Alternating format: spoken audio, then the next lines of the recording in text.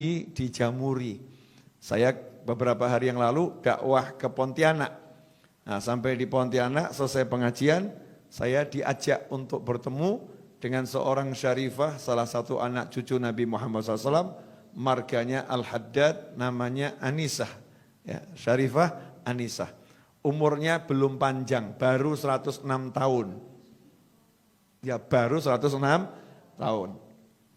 Kemudian wajahnya enggak tampak lelah. Baru beberapa puluh tahun tidak bisa tidur malam.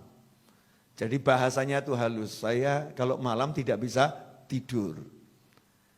Mirip sama ibu-ibu kalau lagi enggak bisa tidur gitu ya.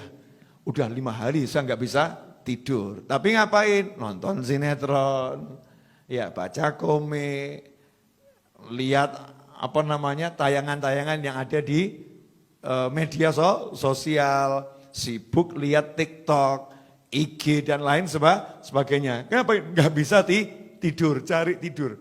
Kalau Syarifah Anisah ini lain, sekian puluh tahun nggak bisa tidur, itu kalau dari jam 9 sampai kurang lebih jam 1, itu zikir. Jam 1 sampai subuh, sholat. Mirip ya.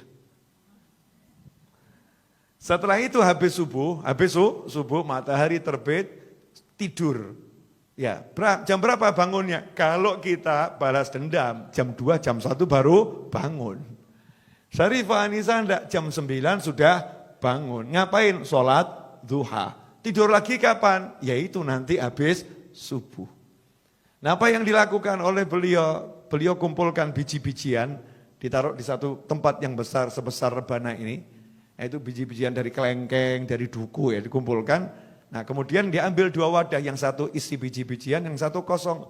Jam 9 itu duduk nyantai, duduk atahiyat akhir di sejadahnya. Jadi di sajadahnya, saya buktikan saya duduk sama beliau 1,5 jam, posisi kakinya enggak berubah. Sementara kita yang muda-muda sudah ganti-ganti. Ya, sudah ganti-ganti. Ini beliaunya masih atahiyat akhir santai gitu ya. Kemudian yang dibaca apa zikirnya? 1 istiqomah, surat Al-Ikhlas. Bismillahirrahmanirrahim, qul huwallahu ahad. Sampai selesai, kemudian ditaruh di tempat yang kosong. Terus gitu, sampai pindah semua. Ya sampai pindah semua. Besoknya gantian, yang sini dipindah ke sini. Sehingga beliau enggak pakai tasbih. Ya enggak pakai tasbih untuk yang zikir malam itu, enggak pakai tasbih. Karena tasbihnya kalau mau dibuat seberapa panjang itu. Praktisnya ditaruh tempat, ya tempatnya itu yang jadi tasbih, muter, jadi pindah tempat. Nah ini namanya tempat berjalan ya, tasbih tempat. Ditanya sama anak-anaknya, yang anaknya jumlahnya 5, cucunya kurang lebih 20-30, cicitnya baru 50. Baru sedikit.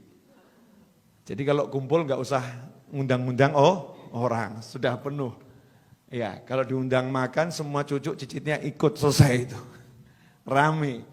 Nah, ini Syarifah Anisah ini ditanya kenapa kok seperti itu. Kata beliau, nanti kalau saya ketentuan Allah datang, saya meninggal dunia, maka saya pengen setelah dikubur nanti biji-bijian ini ditaburkan di atas makam saya biar jadi saksi yang nolong saya. Tapi ini kata saya loh ya, menurut saya, kalau menurut Allah nggak tahu lagi. Masih tawadhu seperti itu.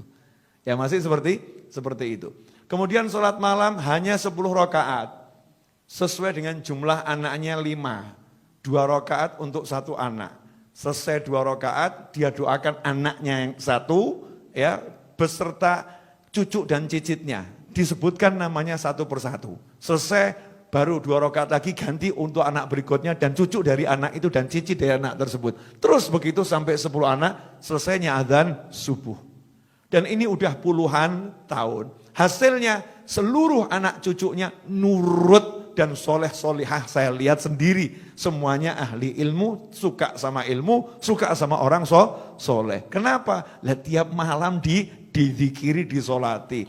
Sayangnya ini enggak ditiru ibu-ibu, enggak ada yang nyolatin suaminya. Bukan di sholat jenazah, bukan loh ya.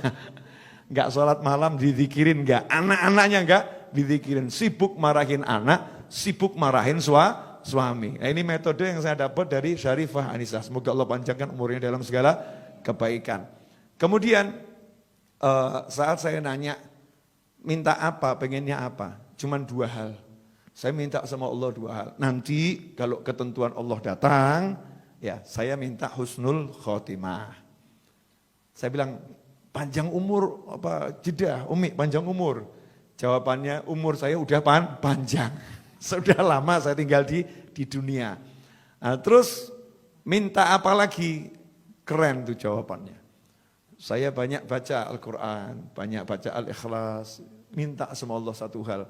Malaikat Israel itu kan nanti yang ngurusin pencabutan nyawa saya. Itu kan ditugaskan sama Allah. Ya dia ditugaskan sama Allah, tapi dia kan hamba Allah. Saya bilang sama Allah, ya Allah aku minta satu. Nanti kalau Israel datang menjemput aku, dia harus sopan sama aku. Gak boleh sembarang masuk, harus salam dulu sama aku. Masya Allah keren ya perempuan bener ya. Jangan sembarang masuk, salam dulu. Minta sama Allah malaikatnya disuruh salam dulu, gak sembarang masuk. Ini nunjukkan kalau wanita yang solihah ya, punya sesuatu di sisi Allah Subhanahu wa ta'ala.